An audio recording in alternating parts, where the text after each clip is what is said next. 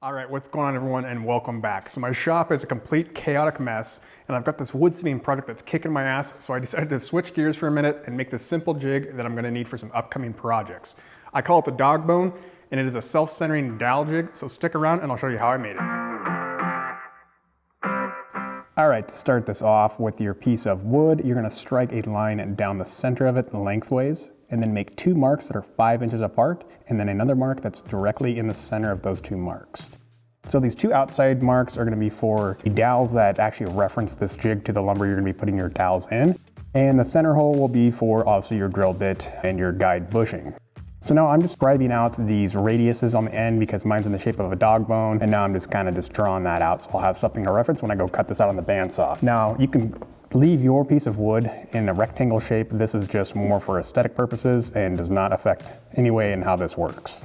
Now with the punch, I'm just going to be kind of exaggerating these marks, and I'll come back with my straight hole jig because I do not have a drill press, and it's very important that you drill these holes as perfectly straight as possible. So I believe I'll be starting off with the center hole, which is going to be eventually 1/2 inch in diameter to accommodate the 3/8 brass bushing. So come through, drill that out at 3/8 because that's the size of my straight hole jig. I'll drill that all the way through this jig. Then I'll just move my straight hole jig to the other outside holes and drilling these about halfway through, so probably about 1 inch into this jig. And like I said, this is going to be where our store-bought dowels are going to be placed in there, and that's what's going to reference this jig onto the boards you're going to be doing your doweling in. So drilling those in about halfway, move it over and drill the next one. All right, so this next step is going to be drilling out that center hole at 1/2 inch. So I'll be using that punch again and then sliding that brass bushing over it, using it as a template to trace. And this will allow me to do the next step, which is going to be using my router to ensure that this next hole is extremely straight. So I'm gonna chuck that up with a 1/2 inch flush trim bit, which is not the best bit for this, but I'll plunge cut this hole all the way through the lumber. And I did use a sacrificial board. I don't know if you saw that in the last clips, but have that there to reduce tear out. So now I'll test fit that brass bushing to make sure it's nice and snug, and it is. So now let's remove it. And now that all the layout's done, I'll just take it over to my bandsaw and cut this shape out. And again, you can always just leave yours in a rectangle shape. It'll work the exact same. This is just for aesthetics. Once it's cut out, I can take it back over to the workbench, give it some finish sanding, kind of sneak up on those cut marks. And then again, I'll take it over to the bench and actually do the final hand sanding on it and just general cleanup, making it look a little bit nicer and running over the edges.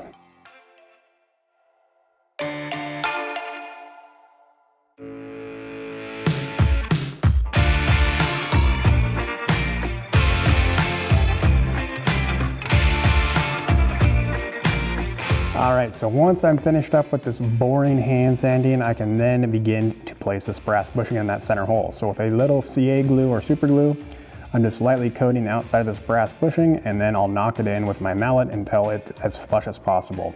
So my jig is just slightly under 1 inch, so I had to come back with the metal file and just file that brass bushing until it was flush.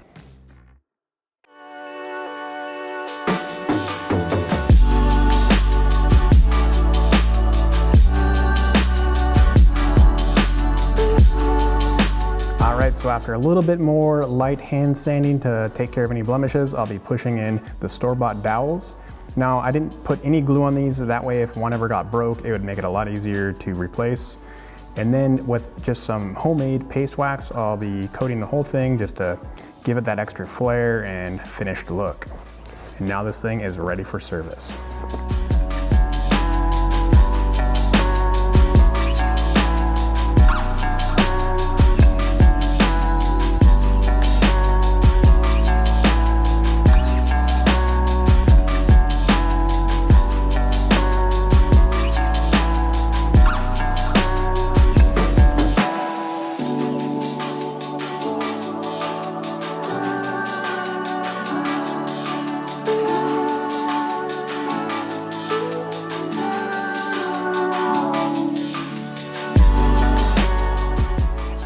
All right, so there we have it, a simple dowel jig. It was a lot of fun to make, and I'll be using it on some upcoming projects.